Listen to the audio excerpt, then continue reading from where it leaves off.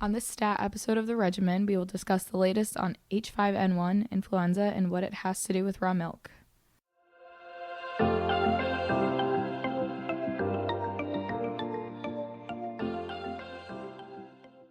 Hello, pharmacists and friends. Today is Tuesday, May 28th, 2024. Welcome to the Stat Regimen, featuring breaking public health news. My name is Liz Arnold. I'm a sixth and final year Doctor of Pharmacy student at the University of Rhode Island, working alongside Dr. Bratberg in the Rhode Island Department of Health. And I'm Jeff Bratberg. I'm a clinical professor of pharmacy practice and clinical research at the URI College of Pharmacy and the Academic Collaborations Officer at the Rhode Island Department of Health.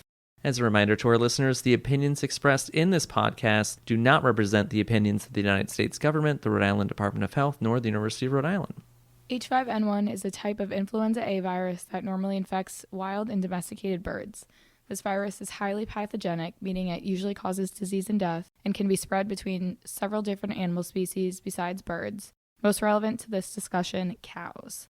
So as of May 24th, according to the CDC, there were 63 confirmed infected herds across 9 states, including Michigan, Idaho, and Texas. So far, no herds have been identified in New England. As testing increases, the number of herds confirmed infected has doubled from the beginning of last week and is projected to continue increasing. Yeah, so it seems to be dramatic. Of course, importantly, this is a sign of just more testing from the federal government and other states who want to track this. Experts have concluded that H5N1 probably has been spreading for months, and we're only really now catching up to detecting these infected herds. I'm sure our listeners are curious if this dangerous virus is spreading among humans. Liz? So H5N1 is not known to be transmitted between humans through the air like COVID-19 is, but through repeated exposure to infected animals. Since April, there have only been 2 confirmed cases of H5N1 in humans associated with cattle outbreaks.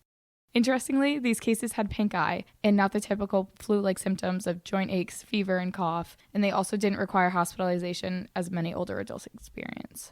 So this is really only 2 human cases. It's important to realize that there's underreporting due to farm workers' fears of losing their job, the mildness of the symptoms only involving the eye. We don't have required testing for this. Some farm workers don't have appropriate access to medical care, and many other factors. Right now, although H5N1 is truly deadly for chickens and wild birds, infected humans and actually infected cows are recovering without needing medications or really requiring a visit to their doctor or vet. I do have one question, Liz, though. If cows are being infected, is H5N1 getting into their milk? Yes, researchers were initially concerned about positive H5N1 tests of the commercial milk supply in several states. There have not been any confirmed human cases of H5N1 from consuming milk that tested positive for H5N1. This is because the commercial milk supply is pasteurized. Oh, okay. So pasteurization prevents any possibly active H5N1 virus that got from an infected cow into that cow's milk from replicating and infecting the person who's consuming that milk. Yes, pasteurization is the process of heating milk to a high temperature for 30 minutes to inactivate harmful bacterial pathogens like Campylobacter, Cryptosporidium, E. coli, Listeria, Brucella, and Salmonella. Pasteurization has been done for the last 160 years to reduce the risk of infections.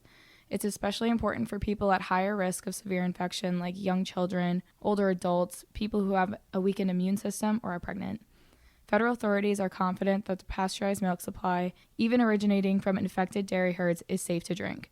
However, with this increase of the awareness of H5N1 infecting cows, we have also seen an increase in raw milk sales. Raw milk?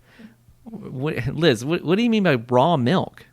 So raw milk is milk that has not been pasteurized. The current increase in raw milk sales is driven by the thought that drinking H5N1 positive milk would provide immunity against H5N1. Which it does not. H5N1 antibodies, which are proteins produced by cows in response to H5N1 infection, are not able to enter blood circulation as stomach acid destroys these antibodies.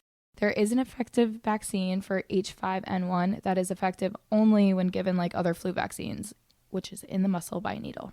Oh, okay. So if you got a vaccine against H5N1, if that was needed, it would stimulate your immune system to produce antibodies just as an infection would, but of course, that vaccine itself isn't activated, so it doesn't cause infection either. So we can't get protected by drinking raw milk from herds that have been infected with H5 H5N1. We have to get a vaccine. It's not currently available. Okay, but I understand that people want to be protected. And so we see increases in raw milk sales. So where are people getting this raw milk? In some states, it's legal to sell raw milk in stores, but however, in Rhode Island, it's illegal to sell raw milk in stores and farmers markets, but it's allowed to be sold at the farm where it was produced. So the farms that sell raw milk must have a raw milk dairy permit from the Rhode Island Department of Health and comply with certain regulations. Okay, so bottom line, drinking raw milk doesn't provide immunity against H5N1. But if you're still going to choose to drink raw milk, and if you want access to it in Rhode Island, you've got to go to a farm that has the permit. Make sure that when you buy it, it has a label with the name and address of the producer, the date it was bottled, and it's clearly marked with the words raw milk. As of right now, this outbreak is classified as low public health risk, but as the number of infected dairy herds rises, it's important to keep an eye out and be aware of the products that you're consuming. Okay, so food safety is important.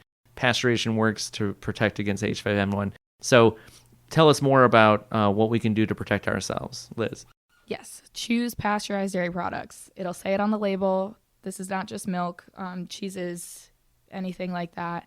Scientific data has found that there is no meaningful difference in nutritional value between raw and pasteurized milk. Okay, sounds good. I'll drink pasteurized milk, and I will get all of my vaccines, and if needed, we'll get H5N1, but right now it's not needed because you have to have exposure, repeated exposure to these herds that are infected with H5N1.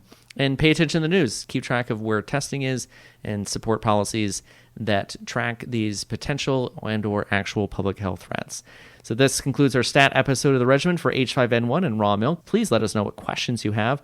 Follow us on Instagram and X and LinkedIn and YouTube and every single social media. That's at PharmD.Pub.Health. That's at Farm like pharmacist, PharmD as in doctor, Pub Health, all one word, and subscribe wherever you listen to podcasts.